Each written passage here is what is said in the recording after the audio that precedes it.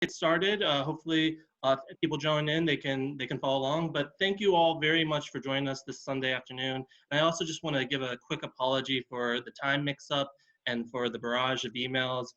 We appreciate those of you that let us know about that and appreciate your patience.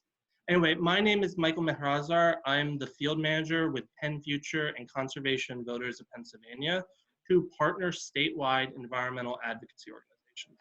I'm joined today by my colleagues, Hillary Mohop, social media strategist with Conservation Voters, and Jess Cataret, field director with PennFuture and Conservation Voters of Pennsylvania. Again, I see someone might have just jumped on. If you did, and if you're on the web view, you can put your comment in the chat. Please just introduce yourself, your name, where you're watching or calling from, and what advocacy you've done before. If not, you can email info@conservationpa.org. For full disclosure, today's hour-long webinar will be recorded, and the slideshow will be shared after the presentation. So if there's something you missed, please don't worry about it. People calling in, you can check out the video and the slideshows after, so no worries, you'll be able to review that. So I'm going to now share my screen for the PowerPoint, so give me 1 second. Okay, does everyone who's watching see the PowerPoint? I assume they will. So we're going to start with a quick introduction about advocacy.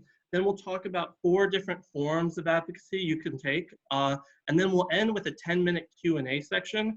But please don't feel you have to wait to the end. If you have any questions or comments, please feel free to put it in the chat as we go along.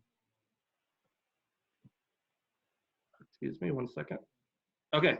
I also just want to briefly mention that today's webinar is part of the Act for Our Earth Challenge, a virtual way that PennFuture and Conservation Voters of Pennsylvania are commemorating the 50th anniversary of Earth Day.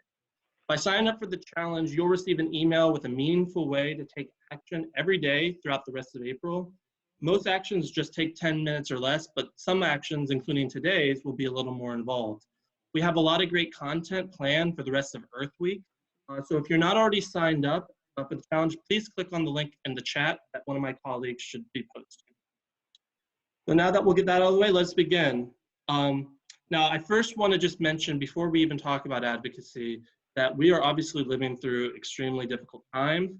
Many of us are struggling with health or economic problems, or we know someone that is. So I just want to stress that you make sure that your well-being is taken care of before you take the time to do volunteer advocacy. That said, even during this COVID-19 pandemic, environmental challenges don't stop.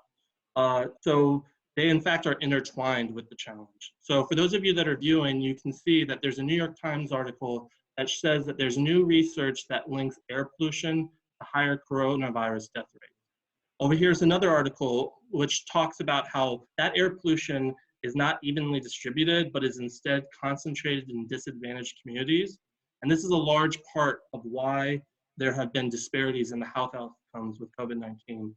And here's an article that during this crazy pandemic, the EPA has actually stopped enforcing certain environmental regulations, which is really the last thing we want during a pandemic. However, Pennsylvania had many environmental challenges prior to the pandemic. Pennsylvania's water quality has consistently been very poor, failing to meet its goals for reducing agriculture pollution runoff and urban and suburban runoff in the Chesapeake Bay watershed. Over here, for those that are calling, there's a little headline that said that Maryland actually intended to sue Pennsylvania over the Chesapeake Bay pollution. That's how bad it was for them downstream. Pennsylvania has the 3rd worst air quality in the United States. Peer-reviewed scientific articles have linked this pollution with asthma, heart disease, cancer, neurological and reproductive problems, and as I've previously mentioned, preliminary research shows it might make COVID-19 even worse. Over here, here's a picture of a petrochemical plant. The petrochemical industry, by its very nature, spews out lots of air pollutant particles. And unfortunately, our General Assembly is still doing everything it can to bring more petrochemical plants into our state. And then climate. Pennsylvania is the 3rd highest carbon emitting state in the country. There's a little headline that late last year, 11,000 scientists urge governments throughout the world to come together to deal with this emergency, because while COVID-19 is a serious emergency, we recognize the climate crisis is the emergency and the crisis that will define our time. So all this is to say that environmental advocacy can't stop. Instead, we must adapt it to the current social distancing requirements. And throughout today's training, we make sure that all of our advocacy efforts are relevant to that. And I also just want to note that as environmental advocates, we are uniquely placed to make the argument that long-term systematic problems can quickly become a crisis. And I think it's incumbent on us to make that argument clearly. Now, when we come across these challenges that we face globally and in Pennsylvania, oftentimes we look at what can I do as an individual. We look to recycle more, we change our light bulbs. Pre-COVID-19, hopefully post-COVID-19, we participate in river cleanups. And those are all great positive actions. I do all of those things and more. And I certainly encourage people to do what they can on an individual level. However, we recognize that environmental challenges are systematic in nature, and thus they require systematic changes. So to go back to our examples, recycling is great, but if we're able to ban single-use plastic production, the impact that would have for the whole waste system would be much greater. Changing your light bulbs is great for your greenhouse gas emissions and your pocketbook, but increasing renewable energy for everyone would have a much bigger impact on combating climate change. Organizing a river cleanup is a great way to get outside, meet folks around your community, but ensuring funding for a watershed agency is a way to make sure that your river, the creeks, the streams, all over, far beyond your community are clean, both up and downstream. So that leads us to advocacy. Advocacy is about using our collective voice to create public demand and build the power necessary to achieve a goal. I have a picture of Greta Thunberg, probably the greatest example, at least in modern times, of an environmental advocate using her voice in order to bring real change in the consciousness around the world. Now, we're going to be talking about various forms of advocacy, but I want these following questions in the forefront of your mind as you listen, because they're relevant for all forms of advocacy. What do we want? Again, it's great to say I want a clean environment, I want to stop climate change, but the more specific and concrete you can make it, the more impactful it will be. So rather than just, I want to stop climate change, saying I support a bill that would bring 30% renewable energy to Pennsylvania by 2030, for an example. Who has the power to deliver what we want? Is the advocacy you're looking towards most appropriate for an executive agency? Is it more appropriate for a legislative assembly? Is it something you should go through the courts? Is it a federal issue, a state issue, a local issue? Those are the questions you want to make sure you have prior to doing your advocacy. Who does that person listen to, and what will motivate those people to act? I'm going to combine those two because, as citizens, we have the ability to contact any legislator throughout the state, for example. But if we're able to contact the legislators that are in our district, those are the ones that they listen the most to. And then who are we up against? Unfortunately, we know that there are industry forces and other forces that are against common sense environmental protections. And so it's important to recognize, who is opposed to your action and know what are the arguments that they use so you can have proper rebuttals. Now, we obviously don't have time to cover every form of advocacy in this hour training, nor can we frankly get into each one of those in extreme depth. But what we do hope to do is give an overview of their different ones so that you can see what you might be most interested in being involved with. So you may be a little nervous about contacting a legislator, although after I'm done my training, I hope some of you consider, but maybe you'd be open to writing a letter to the editor. Or maybe you want to contact your neighbors, whether through your Facebook friends or canvassing or phone banking. The point is that none of us has to be Greta Thunberg, but if we all act, we can have a collective action, and that's what we really need, everyone to participate as much as they can. So again, we're going to cover these shortly. Please put your questions throughout the time. We'll answer those questions at the end. But without that, we'll get started with contacting legislators. And unfortunately, it's still me, but we'll get started on that. So I think the first question, we talked about how Pennsylvania is very poor in its environmental protections. And I think the question is, why is that? Why aren't our legislators doing more to protect our environment? And the answer is, frankly, that they're not hearing us. So since 2007, the natural gas industry has spent at least $69.6 million to lobby Pennsylvania's state government. They've also given an additional $11.3 million to political candidates, committees, and parties. There are about 30 environmental lobbyists throughout all the environmental advocacy groups in Pennsylvania. And there is about, just the natural gas industry alone has a lobbyist per legislator. You know, those lobbyists have taken legislators on vacation. I can guarantee you PennFuture and Conservation Voters is not taking anyone on vacation. So that's a very tough battle, and we can't do it alone. But thankfully, if you don't mind me being cheesy, we have a secret weapon. What's our secret weapon? Everyday citizens like you guys. Again, no one's expected to be Greta. No one's expected to know everything, but if everyone can contribute what they can, assuming they can, it really makes a huge difference. So first steps, if you don't know who your state legislator is, how are you going to contact them? So I'm actually going to go share with you this link, the legis.state.pa.us, and someone will share that in the chat, but I'm actually going to show you what that website will look like. So this is the homepage of the General Assembly website. There's a lot of great information on the webpage, and I don't have time to get into all of it, but if you scroll down, there's a section that says Find My Legislator. So I'm going to click your address, and so you can enter your address. So for the purposes of this demonstration, I'm going to put the PennFuture office address. So give me 1 second. It may ask you if you're a robot, and I know I might sound like one, but it doesn't think I am, so we're gonna search. Okay, so you should see that there's various people showing up. PA House is your state House representative. In this case, it's Representative Patty Kim. You see the district she's in. You also have the state senator, Senator John DeSanto in District 15. And also on the website includes your US House representative or your congressperson. In this case, it's Representative Scott Perry. We're going to ignore the Congress for now, and I'm going to click on both of these links just to go over it.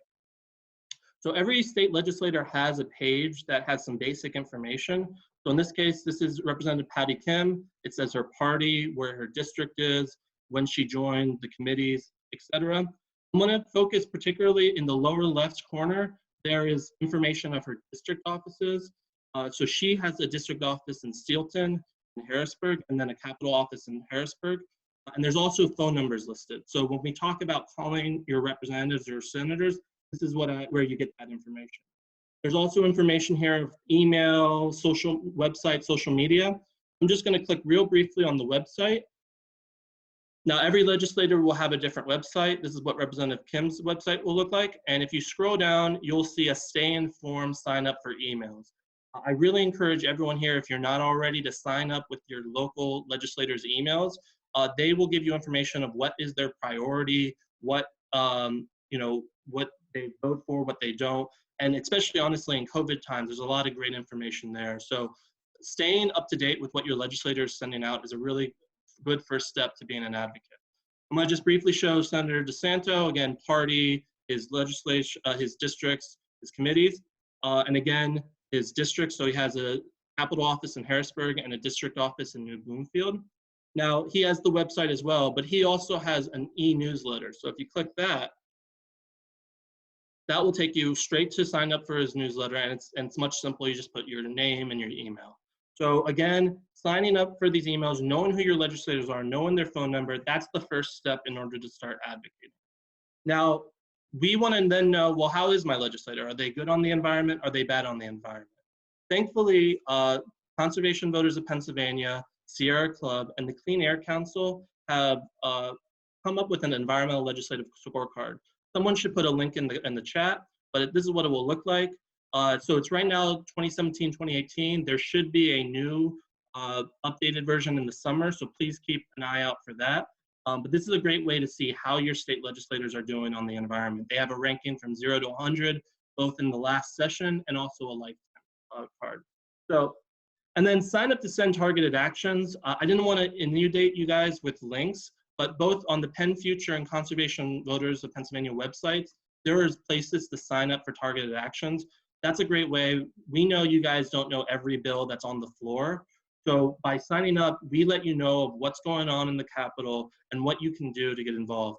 A really simple ask is just signing on to a targeted action petition. It just takes literally 2 minutes or less.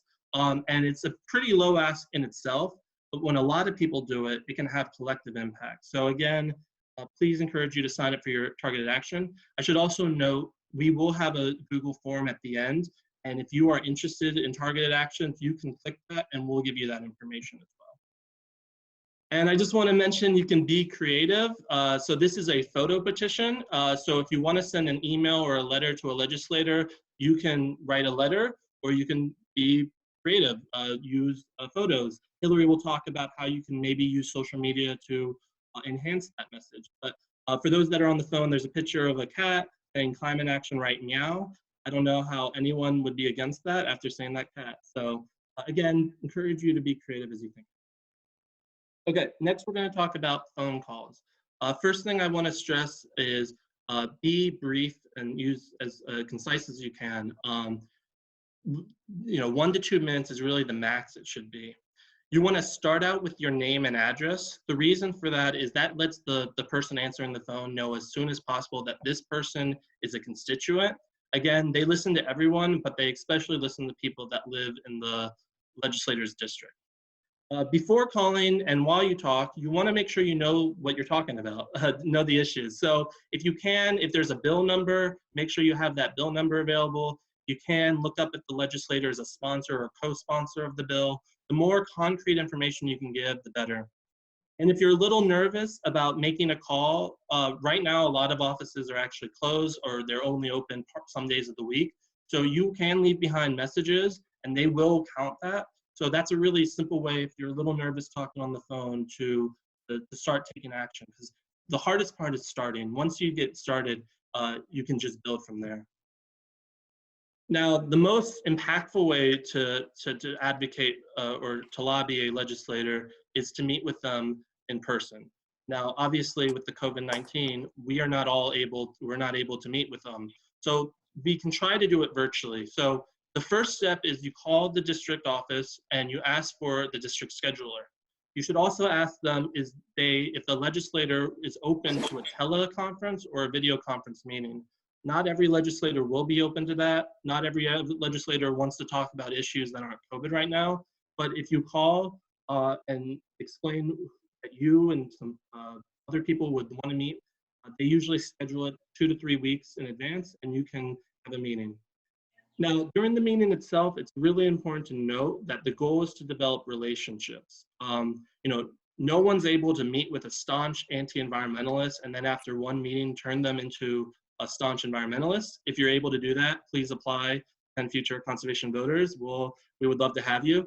But what we can do is we can start a relationship and then gradually push them in the direction that we want to push them in. And so the key thing is to be polite, firm, and stay with that as much as you can. You also want to focus on issues, not politics.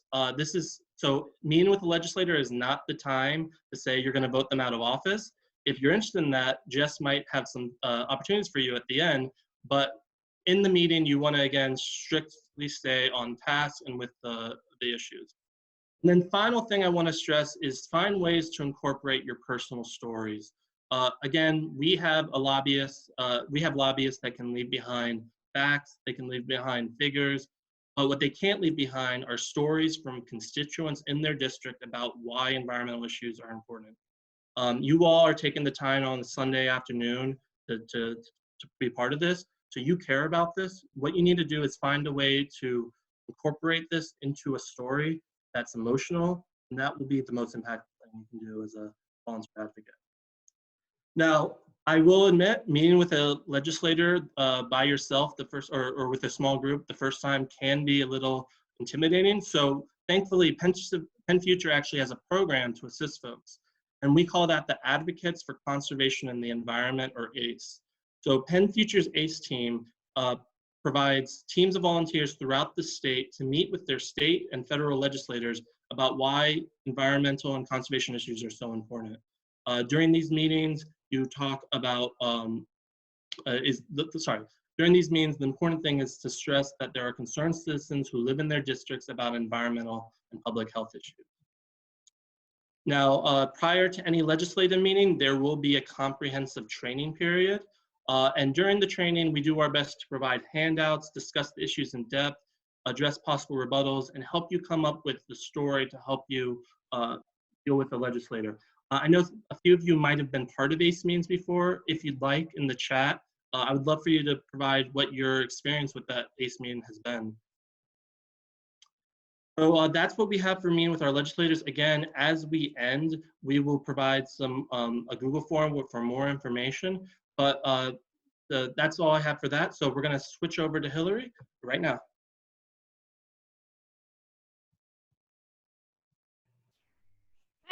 Hi everyone. Can you all hear me okay?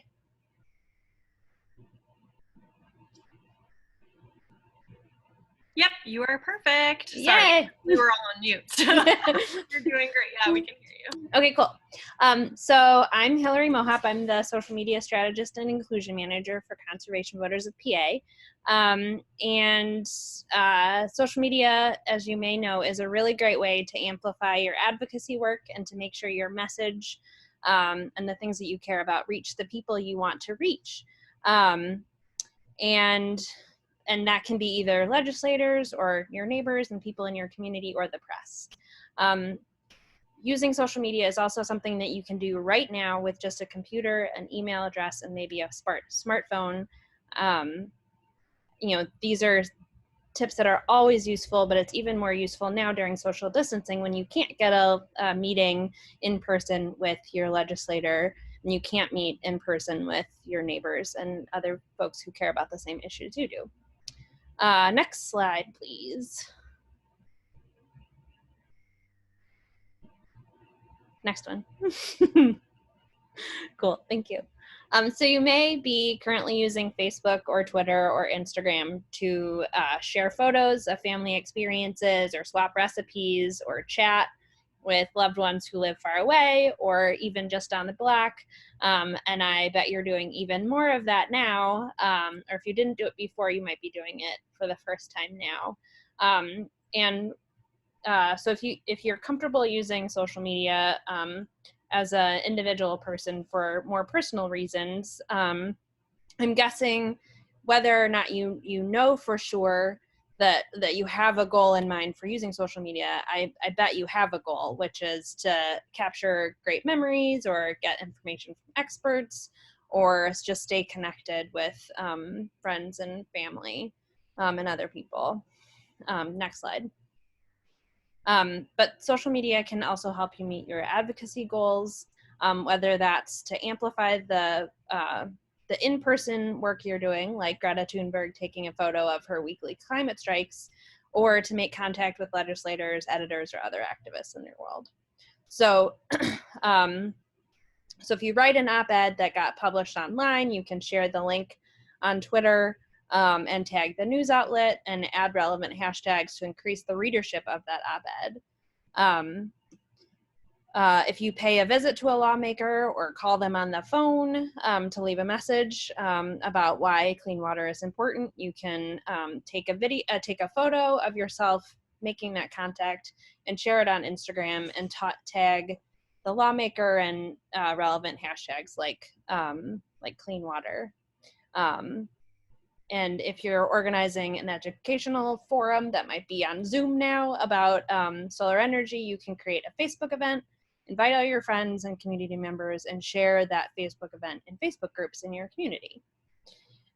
So the bottom line is that social media helps your work that you're doing, your advocacy work, have a larger impact and reach more people and engage with other people who care about the issues that you care about.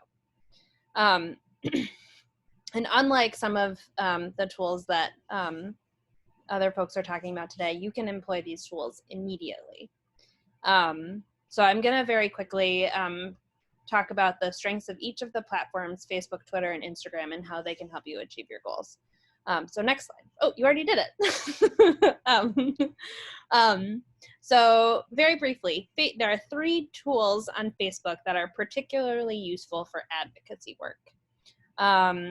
Facebook events like this screenshot that is on this slide are a great way to share all the information in one place about an advocacy day or a training or a park cleanup or a phone banking, at literally any kind of event where you want to have all the information available in one place for free for lots of people who can just have one place to go to. It's also a place where you can communicate with attendees and follow up with attendees afterwards, so you create a sense of community.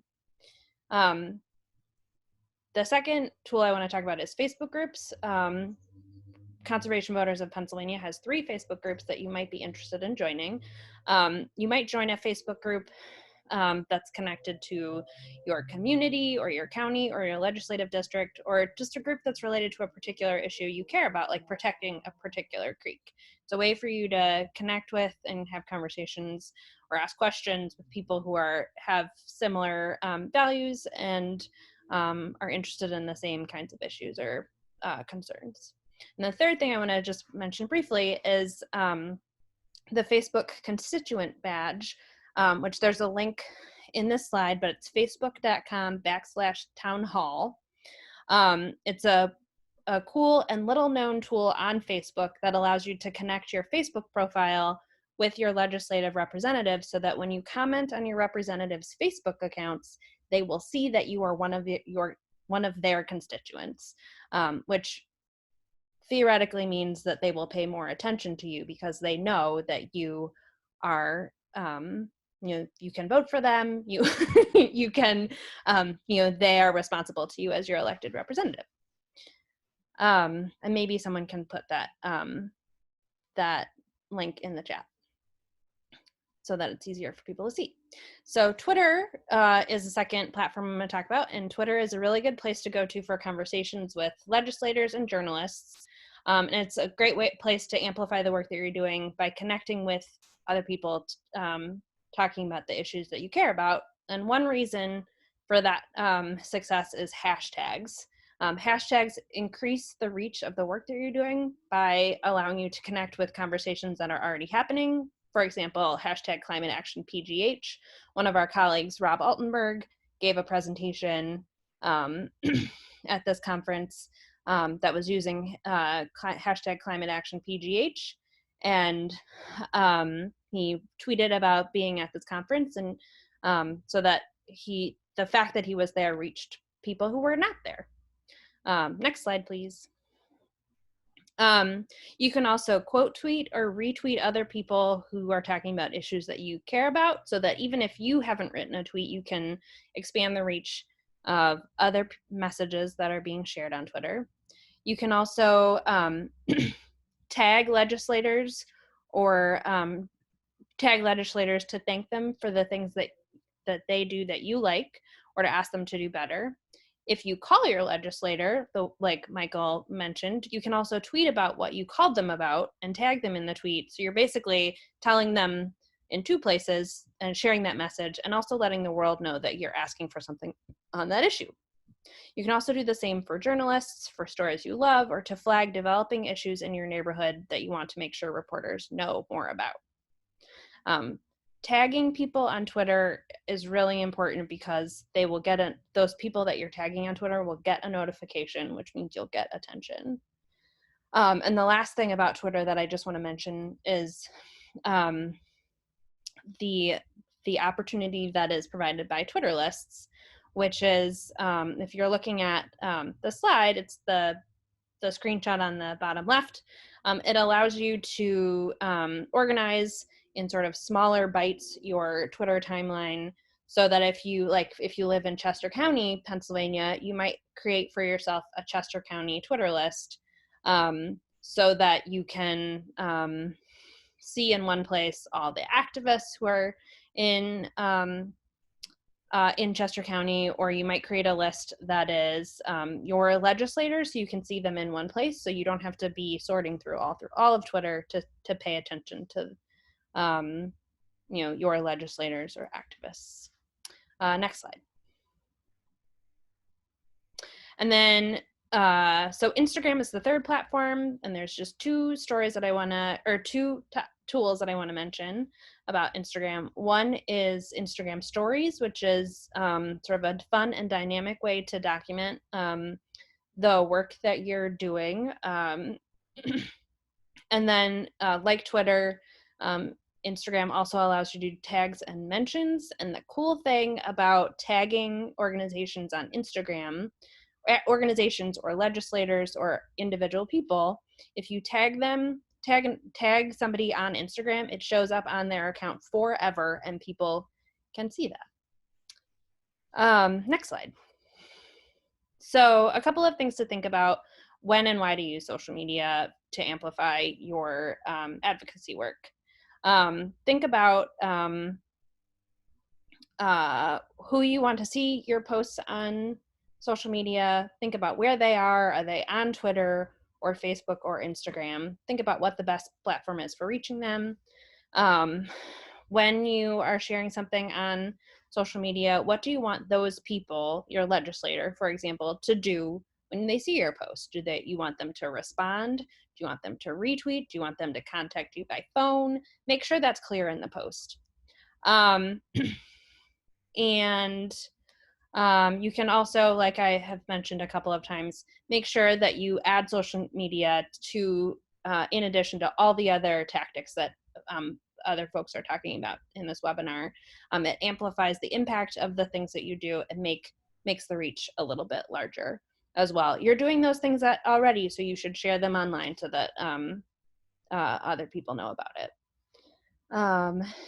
And these are just two final examples of how you might use social media to amplify some specific issues. And that is all for social media. Wonderful. Thank you so much, Hillary. I hope you guys can hear me okay. My name is Jess Catterett, and I am the field director here for Conservation Voters of PA and PennFuture. We've now heard from Michael, our field manager, about how to contact our legislators directly, whether it's by phone, by letter, or in person. We've heard from our social media strategist about how to use social media as an advocacy tool and how to contact our legislators there. And now I'm really excited to talk with you about two remaining pieces of advocacy.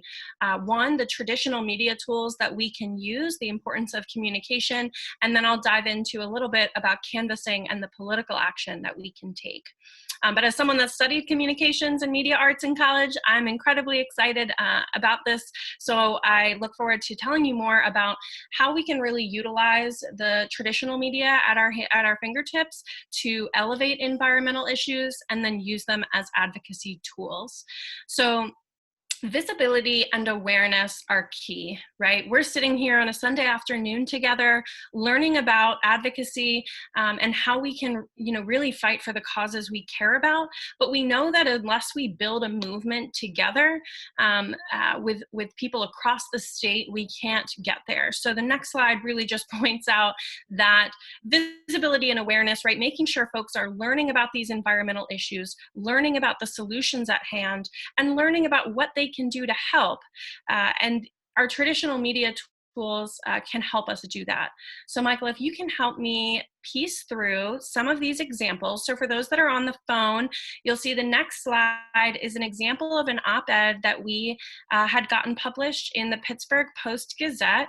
Our director of the PennFuture Energy Center, Michael, if you could forward it to the next slide to Great. There is an example of an op-ed. Rob Altenberg is the director of our PennFuture Energy Center, and he had this op-ed called "Pennsylvania Should Join the Regional Greenhouse Gas Initiative, but for the Right Reasons." And you can imagine that that article laid out what those reasons were. And this was an excellent way not only to educate the public about this issue, but also the local decision makers and elected officials.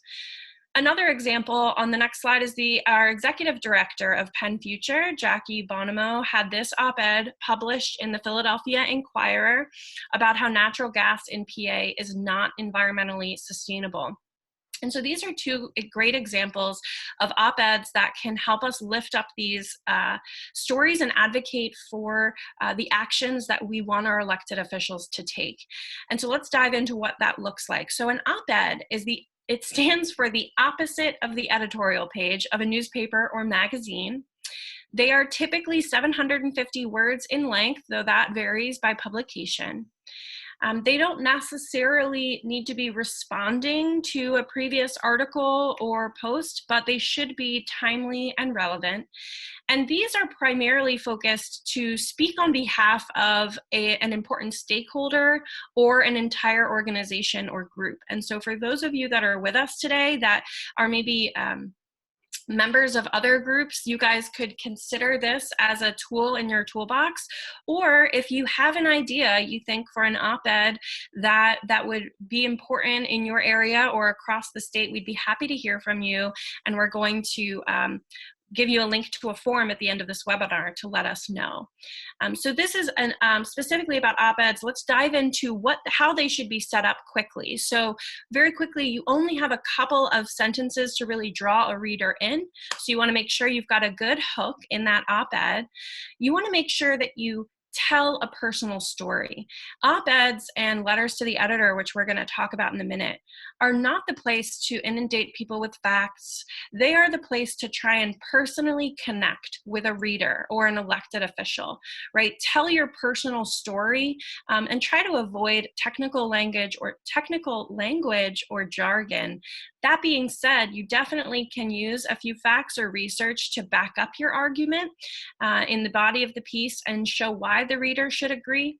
And then you should always end op-eds or letters to the editor with a call to action. So do you want them to vote no on something? Do you urge them to join you in calling upon an elected official to support a bill? Are you trying to oppose a bill? You want to make your stance and what you're asking the reader to do very clear. And now we're going to talk quickly about letters to the editor. And here's an example right here. So here the writer was urging the readers to continue to hold polluters accountable. You can see that it's very short. It's just a couple of paragraphs. And so while op-eds might be a tool for local organizations or key stakeholders in an area, letters to the editor are my favorite because anyone can use this tool. Every single one of us on this call today could submit a letter to the editor to our local newspaper and help environmental issues become published in our area. So let's talk a little bit more about letters to the editor. The next slide will show us that an op-ed is much longer than a letter to the editor. Letters to the editor are usually quite short, maybe around 250 words, sometimes 200 depending on the publication. Sometimes they are used to refer back to another article that was written in the newspaper or another letter to the editor that was published. So a key thing that I encourage some of our volunteers to do is keep a lookout for what are newspaper articles that we can respond to help elevate the environmental solutions and issues in our area and would be good fodder for a letter to the editor. These letters to the editor can be used to publicly call out politicians, right? This is where this key advocacy piece falls in. I promise you that an elected official knows when their name is mentioned in the media. So if you really want to either publicly thank an environmental champion or you're really trying to show the elected official that they need to change their mind and you want to show the public that too, feel free. This is a great tool to use to publicly call out and hold our elected officials accountable. And often here at Conservation Voters of PA and PennFuture, we know that you guys are busy. We know that unless it's your job by trade, that you're probably not researching every issue every day. So we try to make this super easy for everyone and provide talking points as a good place to start for these letters to the editor. We have a great one, a great drafted talking points ready to go for Earth Day, and we'll let you know later when we drop the form. You can let us know if you'd like a copy of that so that you can send maybe your first letter to the editor out this week. But let's quickly talk about what needs to be in that letter to the editor. You only have a little bit of space, which some people can see as good because it doesn't take that long to write maybe, but it actually can be challenging sometimes to get everything that you need in that short letter to the editor. So first things first, you want to clearly state what you're talking about. If it's in response to an article, say that right off the bat. Right? Make sure you make your point, what you're talking about, very clear. There's not a lot of room for fluff or lead up here. But you want to make sure that you're making your point quickly and succinctly in those words allotted, which, like we said, sometimes differs from paper to paper. So I encourage you to check out your local paper's submission guidelines, and Michael and I can help you do that as well. And then just as with the op-ed, if we're taking the time to write this piece and if we're hoping that it's published, we better have a call to action in it, right? If we're just doing it to educate, that's great, but ideally there's something that the reader can do to continue to advocate. So make sure to add that call to action in at the end of your letter to the editor. And let's talk just briefly about how we pick these targets and publications, because you want to be strategic. Of course, if you want to blanket a bunch of newspapers with environmental news, that's one thing, but newspapers can only publish so many letters. So let's think about when and why we're using them. So for example, if you want to influence a certain politician or business leader, we want to be sure to send the letter to the editor to a newspaper near them so that they ideally see it, right?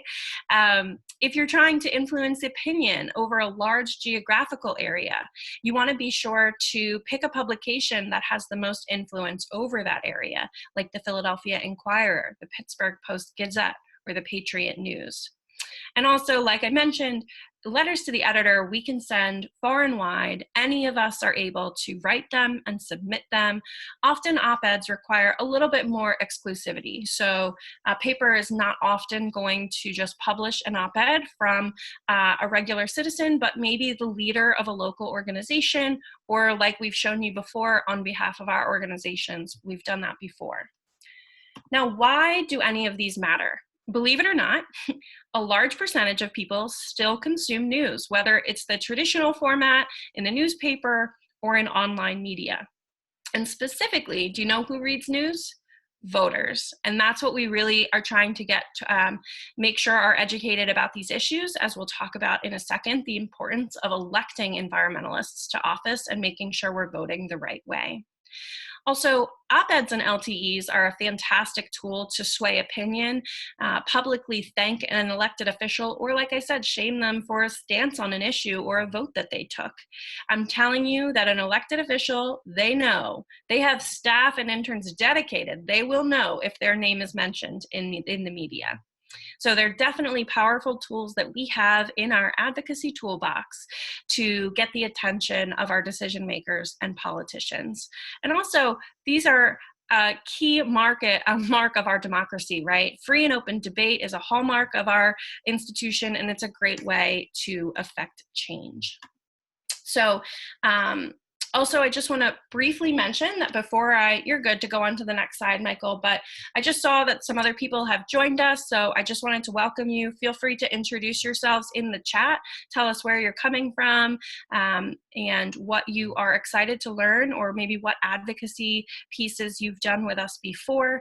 And now I want to quickly talk about canvassing and political action before we open it up to your questions. So as Michael had mentioned before, PennFuture and Conservation Voters of PA, we are strategic partners. However, Conservation Voters of PA is slightly different in that it has a 501c4 nonprofit status, which allows us to extend our work into the political and electoral realm. This is incredibly important because, as you all may know on this call, it is so important to lobby our elected officials and ensure that they know that protecting our planet is a high priority of ours, and it is just as important to make sure that we are electing environmentalists to that position. So we do engage in electoral work that we're happy to have you engage in with us. And so we're going to talk just briefly about canvassing, and as we know, COVID-19 has impacted that. So now phone banking, how we can use those tools as advocacy tools, because these tools are not just political pieces, right? So we certainly utilize them in electoral campaigns, but we can utilize them for other different reasons that are really important to advocacy as well. For example, I live in Chester County, where a pipeline is barreling through our communities. And so we've talked a lot about doing issues-based canvassing and phone banking, right? Advocating for our issue by just talking to our neighbors and our fellow community members about this issue and inviting them to take action with us. And these two tools are also really important for relational organizing. So as we know, building a movement takes many, and together we can do it. But canvassing and phone banking really helps to build those relationships with key people in our communities that are likely to help us do these things. Canvassing has proven to increase voter turnout by as much as 13%, which is why we do it. It's why it's important to get out there and talk to our neighbors. We all know that COVID-19 means we can't safely do that right now, but we look forward to phone banking our neighbors in the meantime, and maybe one day returning to their doorstep. In light of this, we wanted to highlight a key webinar that we're offering in the coming weeks. So as you may know, Pennsylvania's primary was scheduled for April 28th. It has now been delayed due to the pandemic until June 2nd. So if you weren't aware of that, please mark your calendars and vote in this year's primary, important primary, on June 2nd. Now, on Tuesday the 28th, though, we figured, why not offer resources for folks who are thinking of running for office? Absolutely, your state senator and your state representative are important, and so are your local offices. And so we want to make sure that if anyone's interested in running for office, or if you know someone who might be a great local leader, we hope that you'll invite them to this webinar we're hosting with our political director, Katie Bloom, on Tuesday, April 28th at 7 p.m. Keep an eye on your inbox for the registration link. If you're signed up for the Act for Our Earth Challenge with us, that is that day's action, so you'll definitely be receiving info. If you're not signed up for the challenge, we'll drop the link in the chat box below again, and we certainly hope you'll join us as we each take meaningful actions every day for the rest of April in honor of Earth Day. So thank you guys for your time, and with that, I'm going to hand it back to Michael to close us out.